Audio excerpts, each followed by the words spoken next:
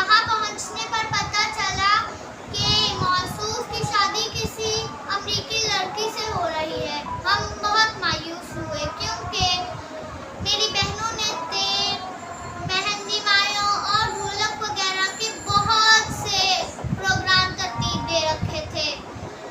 सारे प्रोग्राम पर पानी फिर गया, लेकिन वो रात जिसे मेहंदी की रात का नाम दिया गया हमारे लिए हैरत और बेहद खुशी की रात बन गई। दुल्हन का घर पास ही था।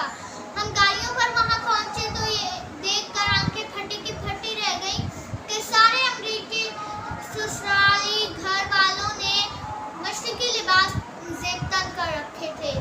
इधर मेरे तायाजाद भाई ने पगड़ी पहन रखी थी और दूसरी तरफ दुल्हन के अक्सर नौजवान रिश्तेदारों ने भी शेरवानियां पहन रखी थी। उस वक्त तो होश ही उड़ गए जब अमरीकी मेजबानों ने बड़ी मोहब्बत से कहा, जी आया नो। उसके बाद सारी रात वो हंगामा और नाच गाना हुआ कि बयान से बाहर है। और मकान भाई, यकीन जानो बारात वाले दिन बड़ी रौनक रही।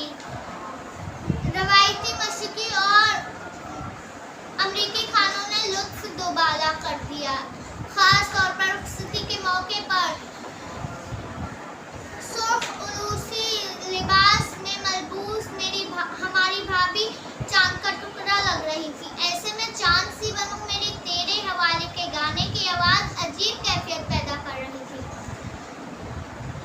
जावेद भाई और मकान भाई, वलीमे वाली रात दुल्हा दुल्हन